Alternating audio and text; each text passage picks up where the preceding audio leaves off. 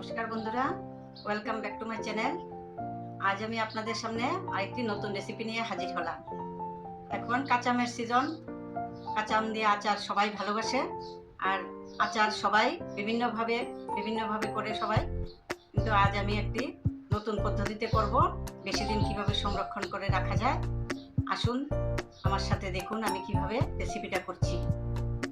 বন্ধুরা, আমি এখানে কাঁচা আম 1 কিলো নিয়ে নিলাম। প্রথমে আমি আমগুলি কেটে নেব।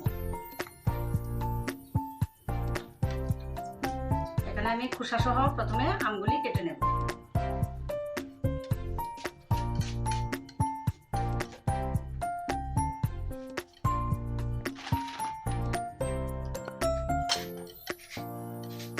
এখন আটি বড় হয়ে গেছে, আটি সহ কাটা যায় না।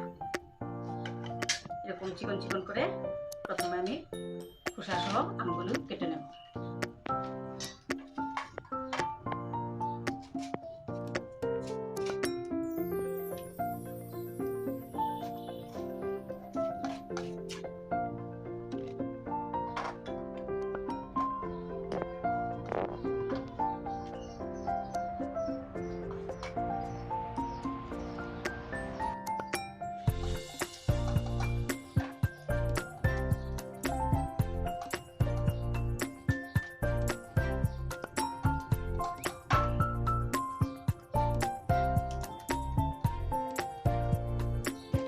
দেখুন বন্ধুরা, এরকম ভাবে খোসা সহ চিকন চিকন করে কেটে আমি এখন এটা 1 ঘন্টা রোদে শুকিয়ে নেব। দেখুন বন্ধুরা, এখন আমি আমগুলোকে রোদে দেব। বেশি শুকাবো না, 1 ঘন্টা শুকাবো, একটু অল্প শুকালেই হবে। এখন আমি রোদে দিচ্ছি, 1 ঘন্টা পরে ফিরে আসবো।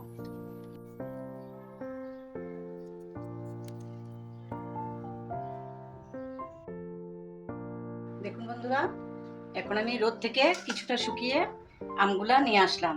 এখন আমি চুলায় আসলাম। এখন আমি আচারের জন্য একটা মশলা করে নেব। এখানে আমি শুকনো লঙ্কা, তেজপাতা, জিরা, মৌরি নিয়ে নিয়েছি। এগুলো আমি আগে একটু ভেজে নেব। একটু ভেজে নিয়ে গুঁড়ো করে নেব।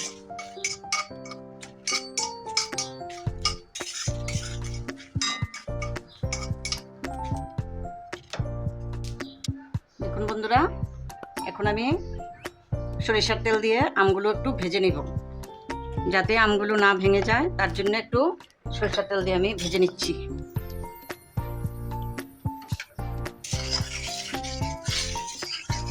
আমের জেলি করতে হলে আমগুলি যাতে ভেঙে না যায়, আস্তে আস্তে থাকে, তার জন্য লক্ষ্য রাখতে হবে।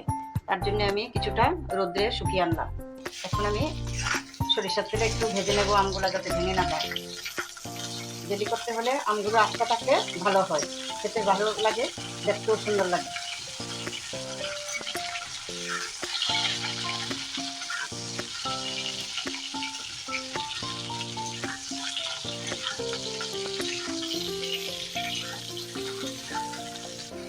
দেখুন বন্ধুরা, এদিকে আমি আমগুলো ভেজে নেব, আর এদিকে আমি চিনির শিরাটা করে নিচ্ছি। এদিকে আমি 1 কেজি আমের জন্য 500 গ্রাম চিনি নিয়ে নিলাম।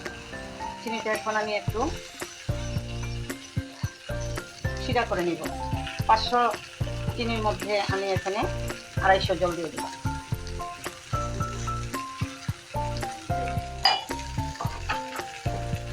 এখন আমি শিরাটা হওয়ার জন্য আমার 5 মিনিট ওয়েট করতে হবে। এখন বন্ধুরা, এখন আমি শিলনোড়ায় মশলাগুলো একটু পেস্ট করে নেব। আপনারা গ্রাইন্ডারও করে নিতে পারেন, আমি শিলনোড়ায় করে নিচ্ছি। দেখুন বন্ধুরা, আমার শিরাটা হয়ে গেছে। এখন আমি আমগুলো ভেজে নামিয়ে নিয়েছিলাম। এখন আমার শিরাটাও হয়ে গেছে। শিরার মধ্যে আমি আমগুলো আস্তে আস্তে দিয়ে দেবো, যেমন ভেঙে না যায়। আস্তে আস্তে শিরার মধ্যে আমগুলো দিয়ে দেবো।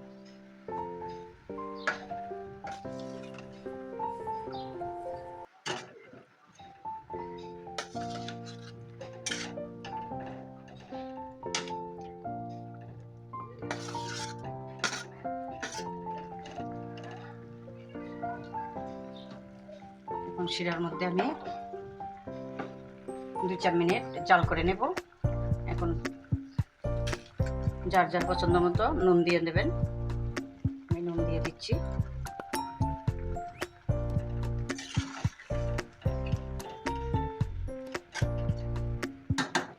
মশলা গুঁড়া দিয়ে দিব।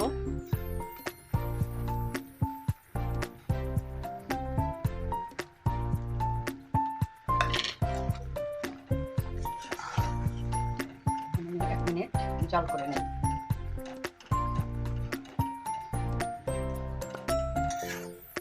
দেখুন বন্ধুরা, আমার আমের জেলিটা হয়ে গেছে। এখন আমি চুলা থেকে নামিয়ে নিলাম। দেখুন বন্ধুরা, আমার আমের জেলিটা কি সুন্দর রেডি হয়ে গেল। এরকম ভাবে আপনারা ঘরে বানিয়ে দেখবেন, খেতে কেমন লাগে। আমার ভিডিওটি যদি ভালো লাগে আমাকে লাইক করবেন এবং আমার পাশে থাকবেন, কমেন্ট করে জানাবেন। আমার চ্যানেলটি সাবস্ক্রাইব করে আমার সাথে থাকবেন নতুন নতুন ভিডিও পাওয়ার জন্য। ধন্যবাদ।